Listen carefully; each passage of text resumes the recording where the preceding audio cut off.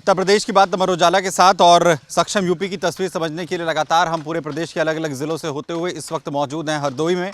और हरदोई के अंदर ओडीओपी की अगर हम बात करें तो वन डिस्ट्रिक्ट वन प्रोडक्ट के लिए हथकरघा को जो है वो चुना गया है, जिसमें तौलिया वगैरह जो हैं वो निर्मित किए जाते हैं। और बड़ी बात यह है कि इस हथकरघे को यहाँ के जो स्थानीय बुनकर हैं वो बनाते हैं। कैसे ओडीओपी स्कीम में आने के बाद क्या हथकरघा की जो ये कला है इसे फ़ायदा हुआ है, कितनी बढ़ोतरी उन बुनकरों की आय में हुई है जो इससे जुड़े हुए हैं, नए व्यवसायियों का आखिर इससे कितनी मदद मिली है, इन्हीं तमाम चीज़ों को समझेंगे। यहाँ के ओडीओपी स्कीम के ज़रिए जुड़ने वाले व्यवसायी से भी आपको यहाँ पर मिलवाएंगे। क्या तस्वीर है यहाँ पर हरदोई की वो भी समझेंगे, सब कुछ दिखाते हैं आपको। आइए चलते हैं।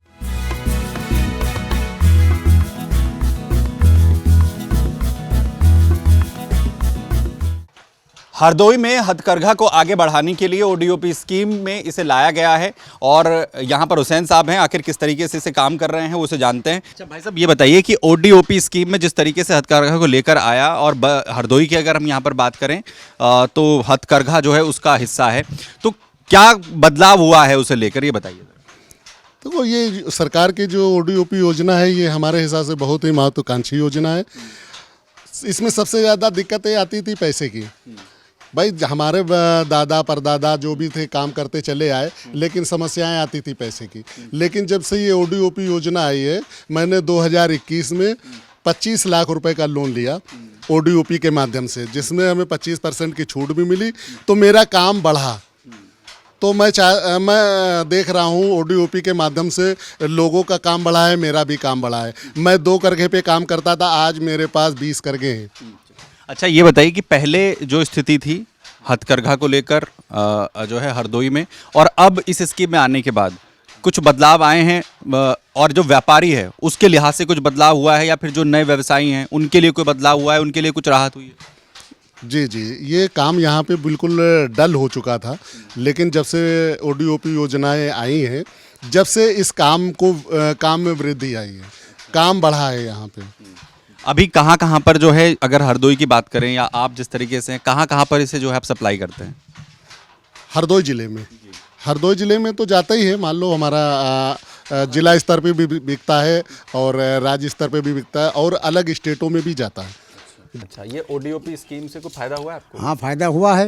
ये कि हम लोग करघा खत्म हो गए थे यहाँ पे, अब हथकरघा चुना गया हमारा जिला हरदोई, उसमें हमने करघा लगाया, ओडीओपी से लोन भी लिया हमने, तो उससे थोड़ा काम चला रहे हैं, अपने जीवन स्तर भर का हो रहा है। लेकिन बाहर कहीं सप्लाई तो है नहीं इसकी, जो माल तैयार करके हम बाहर भेजे। छोटी दुकान एक हमको दी गई वहाँ जिला स्तर पे डीएम साहब के ऑफिस में, तो वहाँ से थोड़ी बहुत बिक्री हो जाती है। लेकिन वहाँ से अगर हमको सारे विभागों को ऑर्डर दे, वर्दी का या मतलब तौलिया रुमाल जो भी कोई ऑर्डर मिल जाए जिले से, शिक्षा विभाग है कोई भी भाग ले, तो हमारी कुछ आमदनी बढ़ सकती है उसमें। अच्छा ये बताइए कि ओडीओपी से कितने का लोन लिया था आपने, और उसके बाद आपने उसके जरिए क्या क्या बनाया? 8 लाख में हमने धागा खरीदा, फिर करघे लगाए, उसमें काम थोड़ा 3 करघे चला रहे हैं 8 लाख में। 3 हम और हमारी पत्नी चला रही करघा। ये हम लोग दुकान में बैठते एक लड़का, तो दुकान की बिक्री के हिसाब से जो भी हो जा पाता उसमें जीवन यापन हो रहा है, बहुत ज़्यादा नहीं हो पा रहा है। अगर कहीं से ऑर्डर हमको मिलने लगे जिले स्तर पे ही खाली, तो हमारा बहुत कुछ हो जाएगा। अच्छा, अभी क्या क्या बनाते हैं आप इसमें? हमारे यहाँ रुमाल, गमछा, तौलिया और कोटिंग शर्ट, मतलब कुर्ता पजामा कपड़ा, पैंट शर्ट कपड़ा ये भी बनता है, डस्टर बनता है, यही 4-5 आइटम है यहाँ पे बनता है। अच्छा, पहली सरकार और इस सरकार में इसको लेकर आपको लगता है कि कुछ ध्यान दिया है हथकरघा? हाँ, ध्यान दिया, बिल्कुल। बीच में बंद हो गया था। बंद होने के बाद जब ये ओडीओपी चुना गया हथकरघे में, तब से काम बढ़ना शुरू, 9-10 साल हो गए, काम बढ़ना शुरू हुआ। जो करघे बिल्कुल बंद हो गए थे वो अब चालू हो गए। अच्छा। हमारे समझ 80% 70% करघे चालू हो गए हैं। यहाँ फ़ायदा तो काफ़ी मिला है। पहले हमने 10 लाख का लोन लिया था, इससे पहले कुछ नहीं, मतलब कारोबार नहीं था। लोन लिया, फिर करघे ली, उससे धीरे धीरे कारोबार आगे बढ़ा। काम क्या, फिर 10 लाख का लोन लिया, उसमें मुझे हथकरघा ये मिली, मशीन मिली, फिर उससे मैंने यही टॉवल बनाए, फिर आगे मार्केट में सप्लाई हुई, फिर धीरे धीरे आगे सब कुछ होता चला गया। जब से ओडीओपी स्कीम आई है, आय का साधन भी काफ़ी बढ़ चुका है। आज हमारे पास 4 मशीनें हैं, पहले हमारे पास 1 मशीनें थी। तो 1 मशीन थी तो मैंने टॉवल बनाना स्टार्ट किया, तो मार्केट में मतलब अपनी ये दिखाए कि ये टॉवल है, इसकी आगे प्रोडक्शन इस तरीके से बढ़ा। फिर आगे आज हमारे पास 4 करघे हैं और 1-2 लोग भी काम कर रहे हैं, वह हम भी काम करते हैं। ओडीओपी के ज़रिए जो आजकल ये स्कीम चल रही है, वन डिस्ट्रिक्ट वन प्रोडक्ट, उसके तहत हमें 10 लाख का लोन मिला।